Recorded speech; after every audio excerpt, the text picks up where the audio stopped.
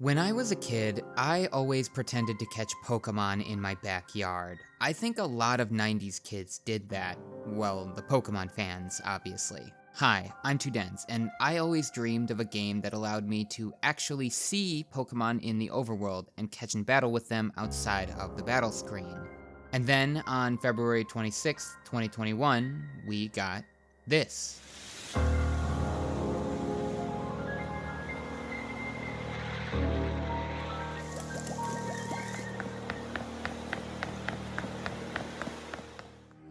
I was enchanted. A childhood dream of mine was about to be realized, at least to a certain extent, and nearly a year later, we got Pokémon Legends Arceus. And with it, a rudimentary open level structure, muddy textures that would fit in nicely on the GameCube, stiff and weird character animations, and a perfect gameplay loop.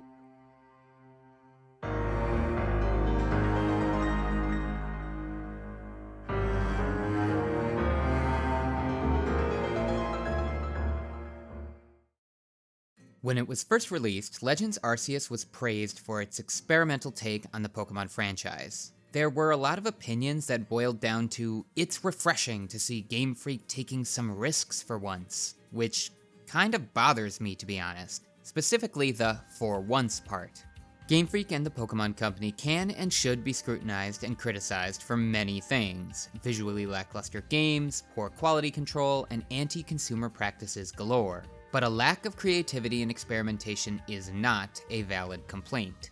Pokemon experiments a lot, constantly even, from unique gameplay formats to shockingly good miniseries to collaborations straight out of left field. Even the main series of games always come with a healthy dose of experimentation. The battle system has been iterated on with each new game, starting all the way back in Generation 2. Side objectives and minigames have been implemented that recontextualize raising Pokemon, and the developers have created incentives to encourage catching mons long after you've completed the Pokedex. Pokemon experiments a lot. Some work, but many don't and are filed away. With all that said, Legends Arceus definitely experimented more than most games in the series, and that came with some high highs and some low lows. Nearly everything about this game is experimental to Pokemon, but certainly not to gaming as a whole. Turn order battle systems are nothing new, and neither is crafting or the semi-open world level design, and of course mounts have been around for decades. Game Freak was even experimenting with the visuals, going for a traditional Japanese ink painting in the environments. Personally, I think it mostly just came out as muddy and low def, but it can look good at a proper distance, and the skyboxes are always beautiful. The Pokédex, on the other hand, is very unique, and it's a brilliant system on many different levels. If you've ever played an MMO, that statement might raise an eyebrow, because the research tasks that drive Dex completion are pretty congruent with traditional MMO quests. Catch 10 Bidoofs, defeat 12 Golbat, see Scizor use X Scissor 20 times. Okay, these are kinda neat. There are some more specific tasks, but it's just kill 10 boars all over again, right? Wrong. The Pokédex is essentially the game's structure, and the tasks are the glue that holds it all together. The core gameplay loop is driven by these tasks in some genuinely clever ways, and every other aspect of the game is window dressing meant to support it. This section is going to be a pretty significant deep dive, so before we get into it, I really need to define what the actual core gameplay loop is. A lot of people probably think it's catching Pokemon, and that's certainly part of it, the most successful part of it by a country mile even. But that's not everything. The game actually has a word for the loop: surveying. In the beginning of the game, you join the Survey Corps, whose goal it is to learn as much as possible about Pokemon to help ensure Jubilife Village's survival, which means filling out the Pokedex. Arceus wants you to fill out the dex because of whatever greater plan it has, Galaxy Team wants you to fill out the dex to learn more about the world, and you want to fill out the dex to maintain the privilege of living in the village. To do this, you venture into a zone and catch and battle Pokemon. You collect items, craft items, complete requests, and make your way toward the story flashpoints. And that's it. That's the core gameplay loop. Very experimental for Pokemon, yet incredibly simple in comparison to other games. It also seems quite broad, but within it is a lot of smaller scale experimentation that ended up being far greater than the sum of its parts. Let's take a detailed look at what happens when you catch a Pokemon. For now, we're going to focus on a capture at the point that you throw a Pokeball and without a battle. This might seem weird, but stick with me. You throw a Pokeball, hit the Mon, and the game provides immediate feedback. If it's a standard hit, the contact will feel muted. There will be a little auditory blip and a small flash. It honestly feels bad, unsatisfying. If you manage a backstrike, the contact will have a significant impact. There's a flash animation that spreads from the contact point. The model has a hit stop, and there's a crashing sound effect. You can just feel that there's a higher chance for a catch, and it's a very satisfying sequence. Next comes the Pokeball shakes. But Legends makes the animations a lot more pronounced to account for the fact that it's often happening at a distance. The ball will bounce again in midair, and then bounce a third time even higher. There's a satisfying smoke or steam tuft that shoots out from the hole on top of the ball to show that it's taking energy to contain the Pokemon within, accompanied by a whooshing and bouncing sound.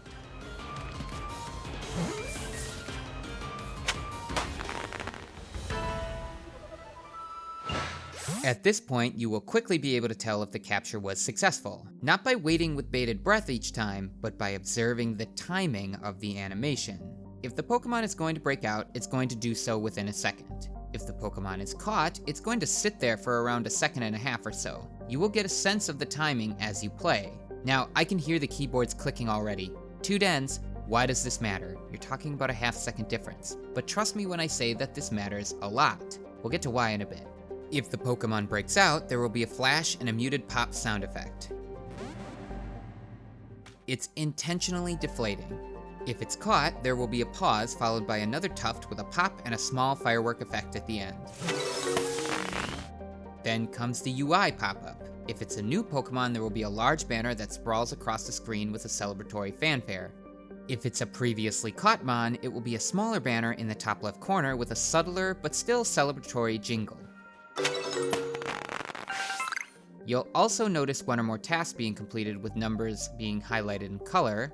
You'll notice again that your entire team gets experience for each capture on the left side of your screen, and you'll sometimes see an item pop up that you just collected on the right side. That is a lot of sensory input for a simple catch with multiple forms of minor but tangible progression, all within a few seconds. It's a dopamine hit. Now let's look at the lead up to it. Ideally, you're going for a backstrike with every attempt, and particularly without being seen. This means positioning yourself correctly and responding to the Pokemon's often erratic movements appropriately. Stealth is incredibly important, as is aiming once you get closer. If you can get close enough, you can target the Mon. This does 2 things. It locks the camera on the Mon and moves it slightly up to allow more careful maneuvering, especially when crouching. It also target locks the Mon so you no longer need to aim when preparing to throw an item. Getting in position is a tense experience, especially if you're trying to get close enough to use a short-range ball, which only improves catch rate if you remain undetected. Standard Pokeballs still have enough range to benefit from the auto-target, but will always have the same catch rate, and long-range Pokeballs have the same catch rate, but can be thrown from very far away, though at that range you won't be able to use the target lock system, which makes aiming much more important. There's a stress to this process, which is relieved with a successful capture and then rewarded. Let's take it to the next level now. You're running around when you see multiple Pokemon strolling the area. You sneak up on one, throw a ball, and then immediately throw another ball at the other one. No need to wait around to see if you caught them because you can use the audio cues to tell you. Like I said, it's important that the game has different timings for a successful or failed catch. You'll be able to tell if you've successfully caught a Pokemon just by paying attention to the timing, and by the time you know whether it worked or not, you'll be on your way to the 3rd Pokemon in the area. It facilitates a very engaging loop, a gameplay loop, if you will. You enter a flow state where you move from one Pokemon to the next. As you collect more Mons, tasks complete, which open up access to other tasks. The entire catching experience was a huge experiment, and clearly one of the biggest focal points of development, and Game Freak nailed it. But this is just one of the factors in play when completing the Pokédex. The battling is also an important part of it.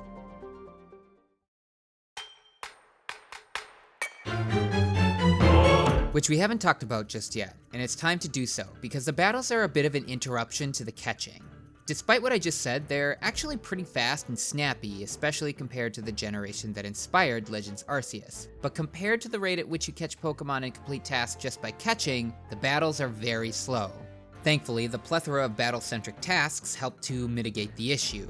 The battle system was another major experiment on Game Freak's part, but this time it doesn't quite work. The biggest issue is that it's a turn order system with primarily one-on-one battles, with very few ways to consistently influence the order until deep into the late game. It allows you to sometimes have some influence over the turn order by sacrificing PP to lower a move's power but make it faster, possibly allowing for a second consecutive turn or evening out later turn order, or sacrifice PP to increase a move's power but make it slower. The thing is, this rarely matters. Wild or trainer Pokemon usually get knocked out in 1 to 3 hits max, unless you're battling an alpha or a boss fight, and your Pokemon rarely survive more than 2 effective hits without healing or buffs, at least against an appropriately leveled enemy.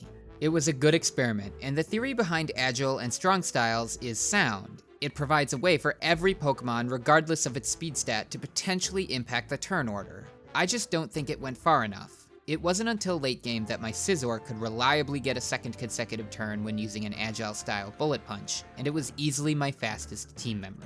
Fleshed out turn order systems usually have multiple party members fighting numerous enemies, but Game Freak made the puzzling choice to disallow any use of more than one Pokemon in battle at a time, despite the fact that there are many instances throughout the game when you are battling more than one opponent.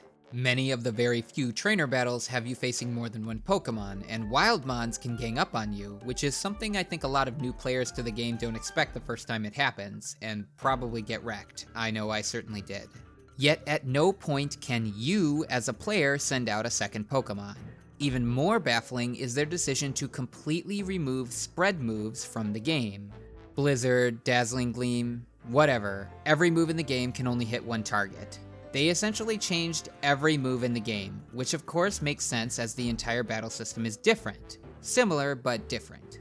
Despite not really working out, Game Freak did a lot with it, but it's not going to feel like that at first, because battling takes such a back seat throughout the main story, especially the trainer fights. In the post-game, however, there are a lot of unique challenges centered around the battle system.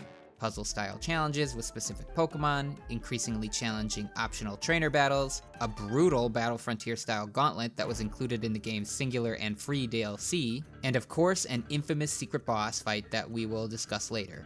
The game also gives you what you need to build any Pokemon the way you want through the grit system, which is essentially Arceus' implementation of EVs, and you'll need to carefully plan your team to beat the hardest challenge in the game. Here's the thing though. All of these post-game challenges could have worked equally well with the traditional Pokemon battle system. Even battling more than one Pokemon at a time could have been easily replicated by repurposing the Horde mechanic from X and Y in Omega Ruby and Alpha Sapphire.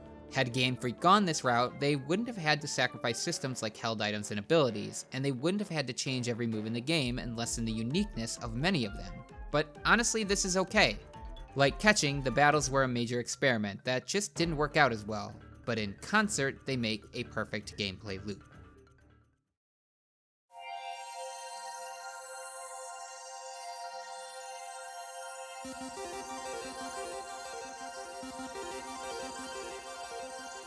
You know, it's easy to hate on Game Freak, especially with recent games, but one thing they always seem to focus heavily on is making a very enjoyable gameplay loop. You know what?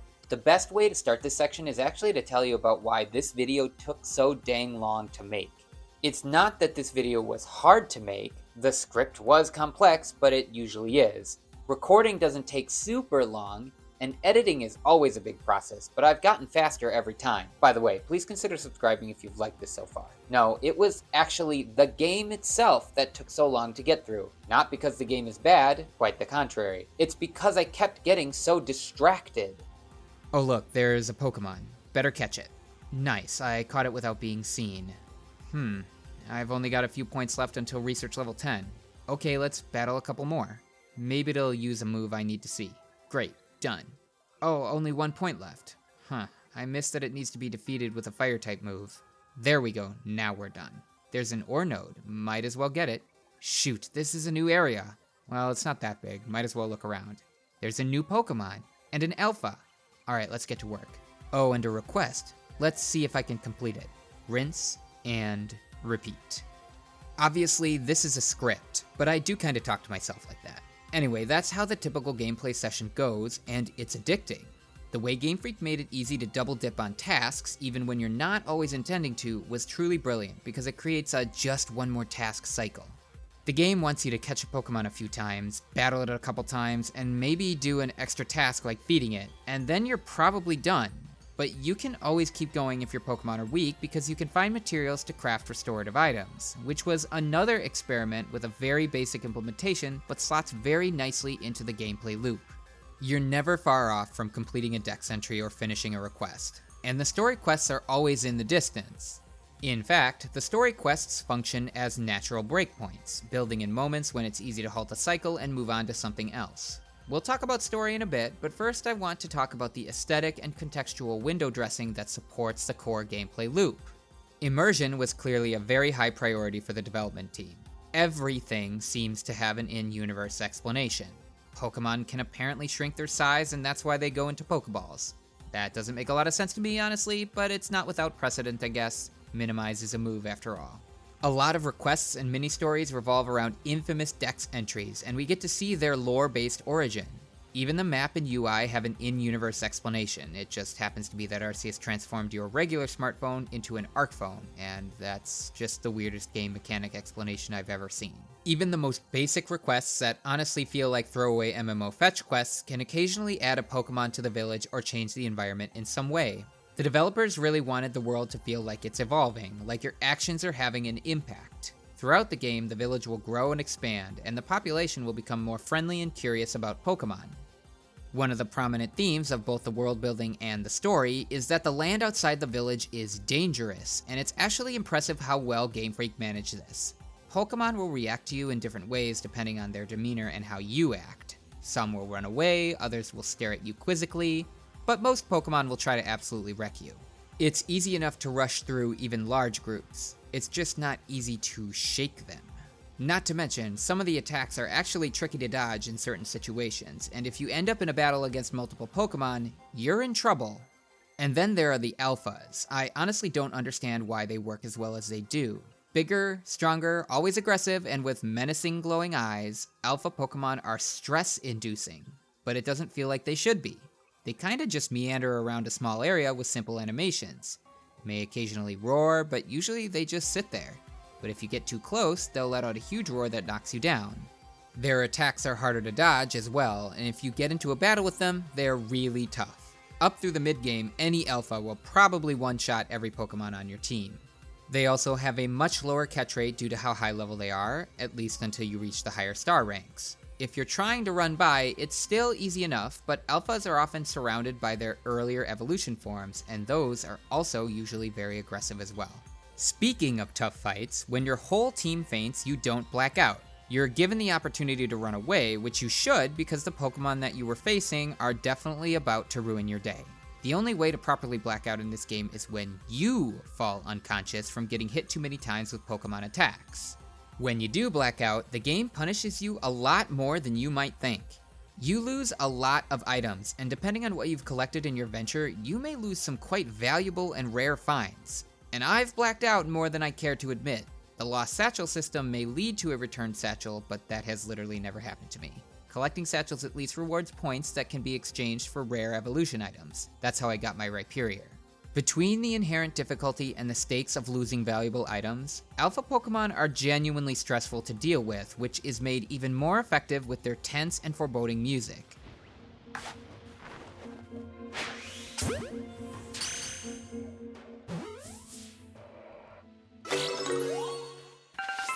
And that's my ham-fisted transition to talk about Legend Arceus' soundtrack.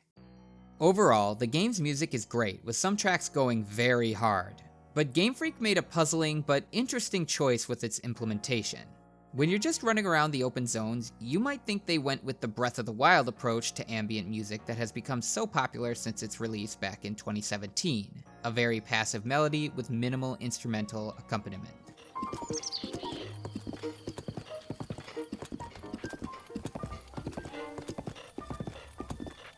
If you actually listen to the soundtrack, however, you'll notice that the individual tracks are all pretty fleshed out.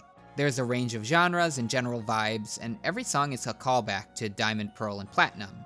Game Freak just reduced the volume of certain subtracks in the music to emulate Breath of the Wild's style.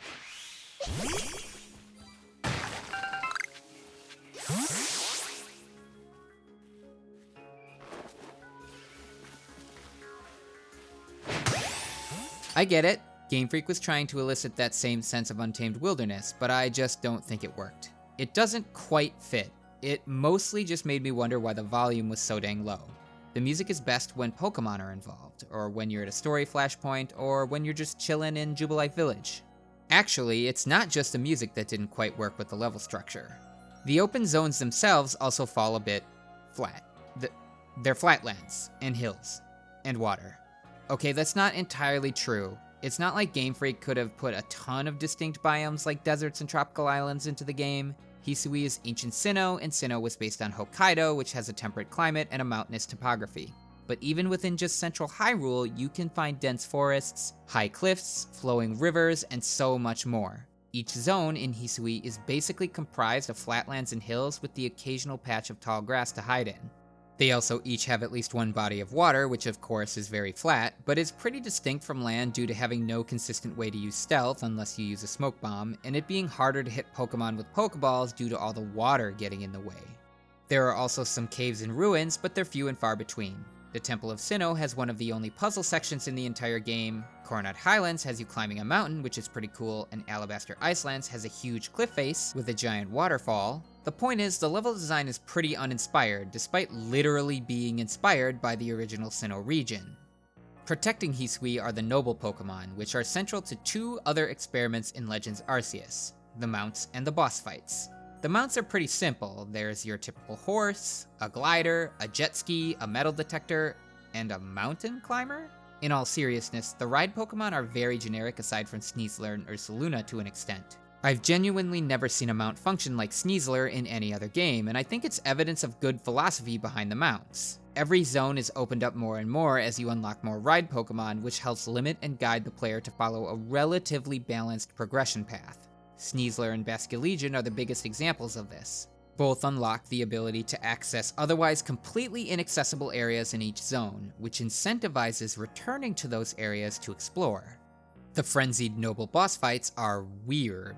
They're the clearest attempt to turn Pokemon into an action-adventure game, but they're so simple that I can't help but wonder why they even bothered. The Pokemon attack, and you can run, dodge, and throw bombs. Lots and lots of bombs. Despite this, Game Freak obviously tried to do something interesting. There's actually an appropriate difficulty curve with each new boss testing a certain skill. Cleavor is just dodging and aiming, very easy. Lilligant requires basic timing and pattern recognition. It's easy to learn, but if you don't respect it, you'll get knocked out. Arcanine requires you to recognize patterns, respond to a DPS check for lack of a better term, and deal with being locked to a small area at the end of the fight. Electrode is another big jump, and honestly they're getting pretty challenging at this point. You have to keep moving, and I could not figure out how to get rid of the electric orbs. There are very few opportunities to hit the boss normally, so you have to wait until it exhausts itself, and then use the battles to whittle it down. Avalugg is much harder than I remember. It can be attacked at pretty much all times, but you also have to be dodging constantly. There's very little space to dodge. There are a lot of projectiles and damage zones. Over time, different attacks mix together for some very stressful sequences. Game Freak clearly knew this would be a very different and possibly challenging experience for players used to traditional Pokemon gameplay, so they made the dodge have a very generous amount of invincibility frames. I'll talk about the other boss fights in the last section of the video, but I just find it weird that Game Freak went pretty hard on the boss fights themselves, adding and evolving mechanics, experimenting with arena styles, and testing different skills, but then left the player with so few and basic tools. Before we get to the story-focused section of the video, I want to talk briefly about a few ways the developers chose to allow rapid progress on the Pokédex while contextualizing it within the world's lore. Mass outbreaks are what you're used to from the mainline series. A group of the same Pokemon spawn together with a higher chance for a shiny than usual. This typically allows you to finish the dex entry and possibly encounter an alpha of that mon or its evolved form. Space-time distortions are cool. It's a zone where rare Pokemon spawn at high rates, some of which are exclusive to the event. Unless you find a patch of grass or you keep throwing smoke bombs, it's almost impossible to sneak up on Pokemon in space-time distortions because they spawn randomly and are almost always facing you.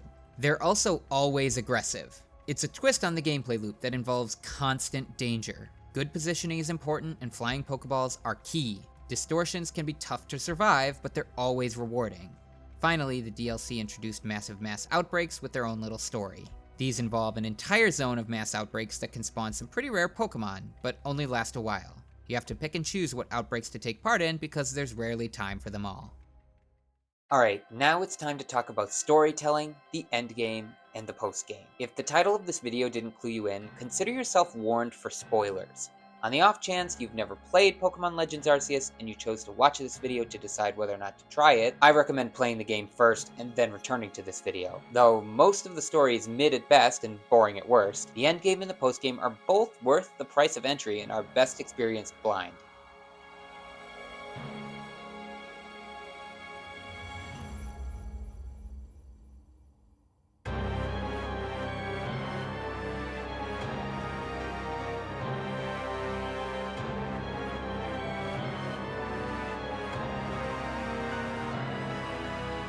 There are two sides to Arceus' storytelling, the game's lore and the game's plot. Lore is a relative strength. The world is steeped in detail. Pokédex entries, random journals, side quests, especially those that hint at how future Dex entries were founded, ruins that you might remember from the original DS games, and other environmental storytelling.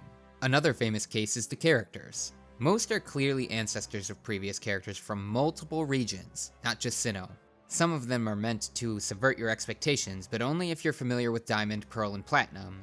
It was no accident that Brilliant Diamond and Shining Pearl came out before Legends Arceus. While there could always be more lore included, I think Game Freak did a really good job with world building, especially if you've played the original Gen 4 games. The plot is a different story. Most of the game's story is unremarkable. In order to prove your worthiness and maintain your spot in the village, you venture to different zones to solve the Frenzied Noble crisis. To do that, you encounter a warden from either the Pearl or Diamond clan, you help or work with them to do something, impress a noble that becomes your ride Pokemon, then you help a warden from the opposing clan to calm the frenzied noble. That always involves making balms that you never have to make yourself, and then doing a boss fight. There's always a little subplot involving the wardens, and they all have a lot of character, but that's the formula. The plot is very basic, but it works because it's not really the focus of the game. In fact, the story missions function as an effective way for the game to encourage you to break up your exploration into sections, because otherwise it'd be easy to go through an entire new zone in one fell swoop.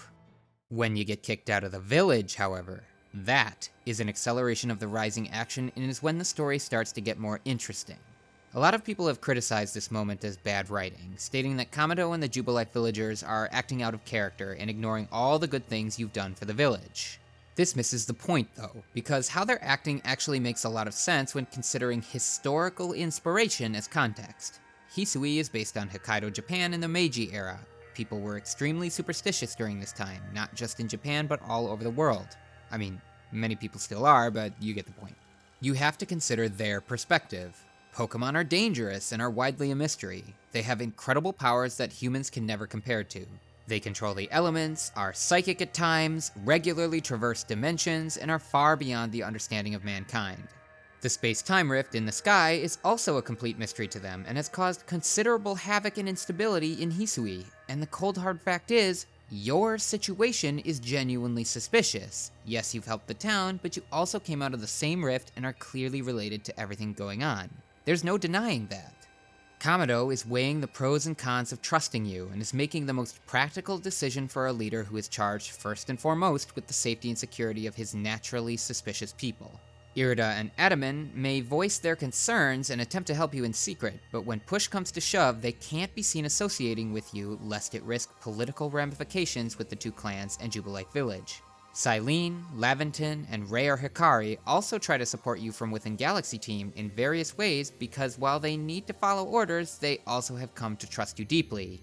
Even Kamado states that he is giving you the opportunity to solve this crisis instead of imprisoning you. That's not bad writing, that's good writing. This leads to a very eerie and unsettling sequence of traversing Obsidian Fieldlands. The sky is red, you are in constant danger, and most of all, you are alone. The music sticks to a foreboding and passive melody regardless of what you're doing, a first for the game. Volo arrives to assist you and introduces you to Kohita, who explains how to forge the red chain. There are some very interesting interactions between the two, but I'm going to save that for just a little later. You travel across Hisui and face a challenge from each of the legendary Lake Trio. They're simple but clever little challenges, one of which takes actual knowledge of specific Pokemon. It's a neat sequence, but that's about all I can say. Once you have the red chain, it's off to Mount Coronet. This whole section directly mirrors what happens in Diamond, Pearl, and Platinum, and Game Freak added a few really neat details. My favorite of which is the destruction of the temple. In the original games, the temple is already destroyed by the time you get there. This is when it happens. This chapter of the video is titled Subversive Storytelling for a reason, but understanding why requires context from the original Gen 4 games. Legends Arceus likes to play around with known characters taking on different roles from their descendants. Cylene is a perfect example. She's clearly Cyrus's descendant, and she's just as serious and resolute, but she's also one of your staunchest allies and is wholly and selflessly devoted to the protection of Jubilife Village. There are multiple ancestors of gym leaders and Team Galactic members who are both friend and foe. Kamado is Professor Rowan's ancestor, and he, along with Benny, who is theorized to be Wally's ancestor, is your final challenge before facing Dialga or Palkia, depending on whether you picked Adaman or Irida, to help you on your journey to forge the Red Chain. Kamado takes an echoed role of Cyrus from Diamond, Pearl, and Platinum. Without those games as context, this just reads like a standard climax, and while this moment doesn't have a huge impact even with that context, it starts the setup for a later story beat, but first there's Palkia and Dialga to defeat and capture. The second of which will be in its origin form. It's another noble-style fight, and I want to talk about it briefly because it's much worse than any of the previous bosses. Every noble fight up to this point has been an increase on the difficulty curve for good reason. They're simple, but they take the basic mechanics of dodging and throwing and test your skill level in different ways, like dealing with limited space and having to manage while always moving faster than you can while aiming. Importantly, it's entirely possible to get through each fight without taking damage as long as you learn the patterns or can respond to the core mechanic of the fight. Until the origin boss. There are two moves that have basically no telegraph and happen so fast that, unless you know it's coming, is nearly impossible to dodge. There's a roar, which just sort of happens. There's no animation to go with it, other than a wave spreading out from Dialga or Palkia. If you happen to be far enough away, you can dodge roll through it in time, but if you're trying to toss bombs, you won't be far enough and will get hit. The other move is the warp, which only seems to happen immediately in the beginning of the fight. It's very fast, and frankly, I don't know how to dodge it. I've never been successful. At least it has a telegraphed animation, albeit a short one. So this is where the credits roll, but Game Freak made a really curious decision here because the story is absolutely not over, and I'm not talking about a post-game side story that builds on the lore or a DLC-style expansion. I mean, the main story frankly isn't finished, and if the game did end like this, I think it would be remembered far less fondly than it actually is. At this point, you're in the post-game and are given three major objectives. Galaxy Team wants you to complete the Pokédex, Arceus wants you to seek out all Pokémon, and Volo wants you to find the ancient plates scattered across Hisui, 10 of which you already received from the various nobles. For the rest, you have to catch some legendaries, have a rematch with Kamado, Kohita just hands you one, Volo has the last one, and to get it, you meet him again at the Temple of Sinnoh. So this is a famous scene at this point. If you haven't played it, you've probably at least heard about it or seen it referenced. It's a late-stage plot twist that doesn't have a ton of solid setup throughout the story, but is widely considered to be the best moment in the game regardless. Volo, of course, betrays you. Well, it's more accurate to say he was deceiving you from the very beginning. He caused the space-time rift to open, he bargained with Giratina, and he did it all in order to meet Arceus, take control of it, and wipe the world clean and make it anew. Everything that was going wrong in Hisui can be traced back to him. It was Volo all along. In a vacuum, this reads like an out-of-nowhere shock factor decision. Volo was the mastermind behind it all? He's an Arceus fanatic? Isn't that crazy? Unexpected? What a twist! But remember, Game Freak really went hard on subversive storytelling that requires context to fully understand and appreciate. So with that in mind, why does the big reveal work so well?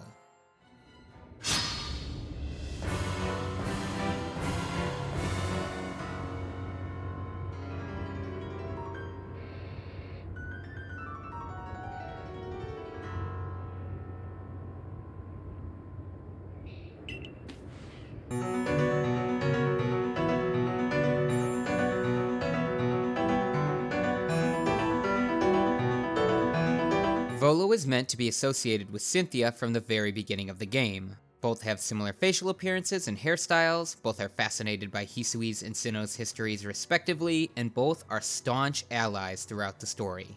Volo is the first trainer you'll face in Arceus and is also the first battle period. The keen-eyed will immediately notice the foreshadowing in Volo's choice of Pokemon, Togepi. If the first battle with him doesn't clue you in, the second might, as he uses a gibble. Volo's betrayal is not directly set up through the plot. We don't learn much about his backstory, and he is wholly focused on helping you learn more about Hisui, particularly in regard to exploring ancient ruins and learning about the world's mysteries. It isn't until we meet Kohita that we are given hints that something isn't quite right about Volo, and even then they're subtle. Everybody up to this point has regarded Volo either positively or neutrally. At worst, some view him quizzically, but trust was never a concern.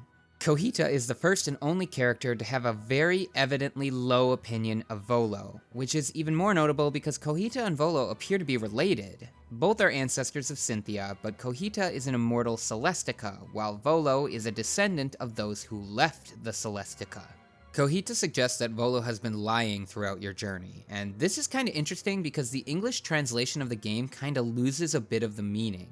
When discussing where Volo learned of Hisui's ancient history, Kohita suggests that Volo is being dishonest. In English, Kohita suggests Volo is lying about being part of the Ginkgo Guild in the first place, hinting that he isn't really who he says he is. In the original Japanese, however, Kohita suggests Volo is lying about how he learned of that history, hinting that he knew all of this all along. That's a big distinction, because one suggests ulterior but vague motives, while the other suggests that Volo has had a part in this crisis from the beginning, or at least withholding information about it. Then when Volo reveals himself as an Arceus fanatic, he explains why he did what he did. Volo states that he has had to suffer so much in his life, and he yearns to understand why, and to create a world where that suffering doesn't exist. He sees the suffering of people in Pokémon and rejects it. This is actually pretty clever writing because, as I said, Volo's betrayal isn't directly set up throughout the game. It is, however, indirectly set up through the world building. Hisui is dangerous, people are afraid of Pokémon, wars rage between clans, and the environment can be harsh and unforgiving. The reveal is sudden, but his words are believable. The thing is, his goal isn't noble. He doesn't want to improve the world for everyone's sake, he wants to reset the world for his sake. It's essentially the same motivation as Cyrus, which some might see as lazy writing, but I see as another strong use of subversion. Volo has taken the role of Cynthia throughout the entire game. He's even the final battle-based challenge in the story. But instead of an ally, he's the villain. But again, this wasn't set up throughout the game. There's very little build-up to it. All of this is revealed within a single cutscene and within a couple minutes. On paper, that still doesn't seem like it should work well. But it's the actual battle that ties it all together, because not only is this one of, if not the hardest single encounters in the series, but Volo is using Cynthia's team. This is where context is crucially important to understand how effective Arceus' storytelling is, because Cynthia is a famously brutal challenge from the original Gen 4 games, and the moment people realize that the true final boss of Arceus is a mirror of Cynthia, they realize how difficult the battle is going to be. It's a well-designed team of 6, obviously. Solid coverage with inherently strong Pokemon. Togekiss is now a fairy flying type, which adds to the calculation and preparation. But then, once again, the game subverts your expectations with the inclusion of Giratina at the end for a 7th Pokemon. And again, a second form to subvert expectations even further. This is an 8 Pokemon gauntlet in a single battle with no built-in opportunities for healing and no checkpoints.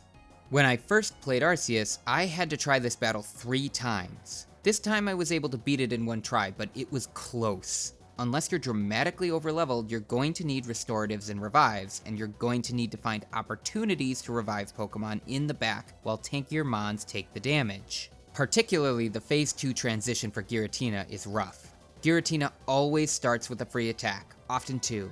The Pokemon you have out will probably faint, and you'll have to respond after. If too few Pokemon are up at this point, the transition itself might end the fight. Additionally, Shadow Force is very difficult to work around. It's a strong physical move that obscures Giratina, increasing its evasion. This battle was incredibly close. I was out of max revives, and regular revives were not going to cut it. Anything I revived would have just been knocked out in one hit. Espeon was all I had left, and it was at half health. Even if I used Calm Mind, I wouldn't survive another hit.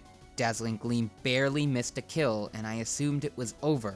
But I got ridiculously lucky because Shadow Force missed right at the end, and Dazzling Gleam knocked Giratina out. You know, I actually feel bad for Volo. He's so insulted by the fact that you are blessed by Arceus, he even says, "Gah, I've no desire to watch from the sidelines as Arceus comes to you." He's been driven insane by the suffering he and others have had to endure, and believes that he alone can fix it, but he doesn't care to help others. He just wants to reform the world in his image, regardless of who is wiped out along the way. It's a fitting end in a way. The entire story has been about mending wounds, resolving conflicts, and melting the icy harshness of Hisui, and creating a world for both people and Pokemon. Volo is one of the most knowledgeable people in Hisui and certainly knows more about Arceus than anyone, but what he doesn't understand is that Arceus isn't looking for knowledge or power, it's looking for altruism.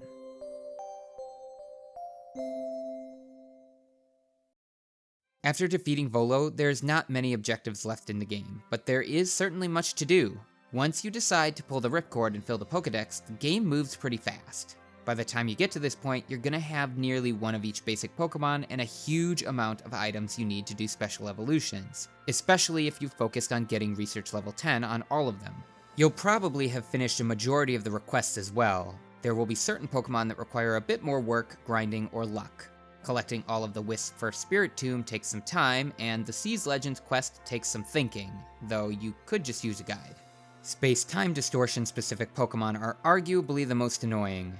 Jotonian, Sneasel, and Weavile were a personal pain point in my playthrough, but you can also trade with a friend in a pinch, and the trade animation is very creative and fun.